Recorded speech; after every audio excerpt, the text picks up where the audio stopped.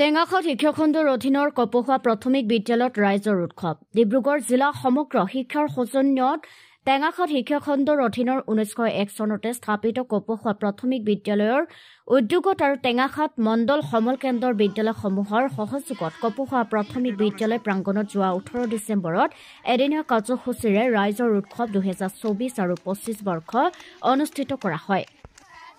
ইয়াৰ উপলক্ষে শিখাৰাণী বৰশইকীয়াক সভানেত্ৰী লম্বোদৰ গগৈ কাৰ্যকৰী সভাপতি ভানু গগৈ আভামণি সোণোৱালক যুটীয়া সম্পাদিকা তথা বিভিন্ন বিভাগৰ শিক্ষক শিক্ষয়িত্ৰী অভিভাৱক অভিভাৱিকাসকলক অন্তৰ্ভুক্ত কৰি গঠিত উদযাপন সমিতিৰ তৎপৰতাত উক্ত অনুষ্ঠানৰ দিনজোৰা কাৰ্যসূচী সফল পৰিসমাপ্তি হোৱা পৰিলক্ষিত হয়।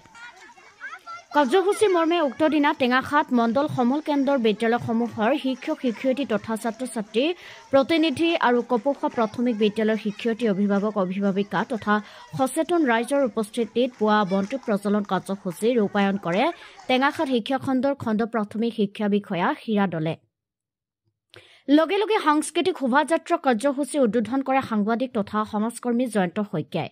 উক্ত শোভাযাত্ৰা কাৰ্যসূচীত শিক্ষাখণ্ড বিষয়াগৰাকীৰ লগতে ছাত্ৰ ছাত্ৰী শিক্ষক শিক্ষয়িত্ৰী অভিভাৱক অভিভাৱিকা সম্বন্ধিতে সকলোৰে অংশগ্ৰহণেৰে বিদ্যালয়খনৰ পৰা আৰম্ভ কৰি গীত নৃত্য পৰিৱেশনেৰে গাঁওখনৰ ৰাজপথেদি প্ৰায় 1.5 কিলোমিটাৰ শোভাযাত্ৰা কৰি পুনৰ বিদ্যালয়ত পদাৰ্পণ কৰা পৰিলক্ষিত হয়।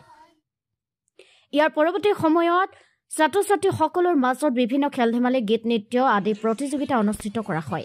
ইফালে প্ৰতিযোগিতাৰ অন্তত আবেলি অনুষ্ঠিত মুকলি সভা তথা বঁটা বিতৰণী সভাখনিত সভাপতিত্ব কৰে জ্যেষ্ঠ শিক্ষক মাখন ফুকনে।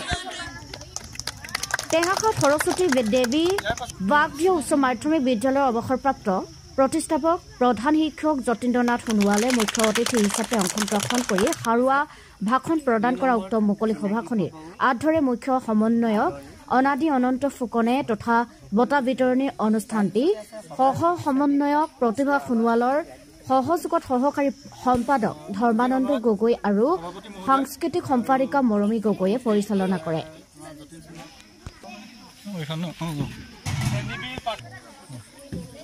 তাৰ পাছতে হৈছিলে শিক্ষামণি গগৈ পাণ্ডু হাইস্কুল তেখেতক আমাৰ সভাপতি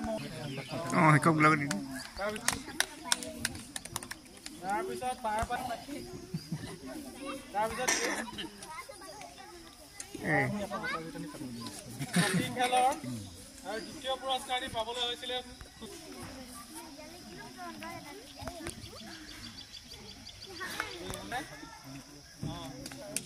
তাৰপিছত দ্বিতীয় পুৰস্কাৰ পাবলৈ সক্ষম হৈছে জিন্নাত আহমেদ।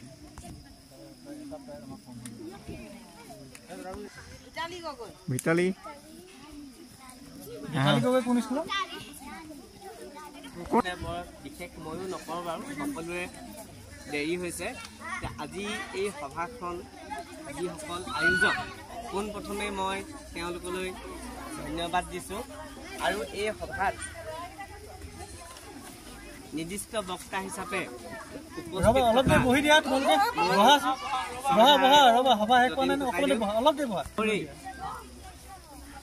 জ্যেষ্ঠ সাংবাদিক জয়ন্ত শইকীয়া মোৰ ভাতৃপ্ৰতিম আৰু এই সভাত উপস্থিত থকা সকলো বিদ্যালয়ৰ পৰা অহা মোৰ শ্ৰদ্ধাৰ শিক্ষাগুৰু ছাত্ৰ ছাত্ৰীসকলে ইয়াত বিভিন্ন প্ৰতিযোগিতাত অংশগ্ৰহণ কৰিবলৈ দিছে। সেইসকলৰ মাক দেউতাক অভিভাৱকসকলৰ উপৰিও এই স্কুলখনৰ সৈতে কপোহা প্ৰাথমিক ছাত্ৰীসকলৰ সৈতে জড়িত হৈ থকা কপোহা গাঁৱৰ অভিভাৱক মাক দেউতাকসকলকো ইয়াত যথেষ্টখিনি সময় ধৈৰ্যৰে অপেক্ষা কৰে। যিটো সাংস্কৃতিক শোভাযাত্ৰা হৈছে সেইটো মই দেখিছিলোঁ, তেতিয়া মই ঘৰতে আছিলোঁ। আমাৰ ঘৰৰ সন্মুখেদি শোভাযাত্ৰাটো পাৰ হৈ গৈছিল আৰু শোভাযাত্ৰাটো দেখি পেলাই মই এনে এটা ধাৰণা হৈছিল যে এইটো সঁচাকৈয়ে ৰাইজৰ উৎসৱ, কাৰণ শোভাযাত্ৰাটোত বিদ্যালয়ৰ কণমানি ছাত্ৰ ছাত্ৰীসকলৰ উপৰিও বিভিন্ন স্কুলৰ পৰা দূৰ দূৰণি স্কুলৰ পৰা অহা আছিল আৰু এইখন বিদ্যালয়ৰ পৰাই পঢ়ি পেলাই ওলাই গৈছিল আৰু সেই তাহানিৰ যিটো অতীত সেই অতীতত আমি ইয়াত কেনেকৈ পঢ়িছিলোঁ সেই কথাটো আমাৰ মাননীয় অসম চৰকাৰে মাননীয় শিক্ষা বিভাগৰ যোগেদি স্কুলবিলাকত দেখি পেলাই ভাল পাইছোঁ যে ল'ৰা ছোৱালীবিলাক শিক্ষা আহৰণৰ লগতে অৰ্থাৎ মানসিক তেওঁলোকে শাৰীৰিক উৎকৰ্ষ সাধনৰ কাৰণে যথেষ্ট সমল লাভ কৰিছে আৰু এইটো চৰকাৰে যোগান ধৰিছে। এতিয়া আমাৰ মানসিক উৎকৰ্ষ সাধনৰ কাৰণে পঢ়া শুনাৰ যোগেদি আমি যিবিলাক চৰ্চা কৰোঁ মগজুটো ধেমালিৰ যোগেদি খেল ধেমালিৰ যোগেদি শাৰীৰিক যিটো ভাগৰুৱা মন সেইটোৰ যোগেদি খেল ধেমালিৰ যোগেদি আমি শাৰীৰিক উৎকৰ্ষ সাধন কৰি আমাৰ মানসিক ভাগৰখিনি অৰ্থাৎ মগজুৰ ভাগৰখিনি আমি দূৰ কৰি আকৌ সতেজভাৱে অধ্যয়নত ব্যুৎপত্তি লাভ কৰিব।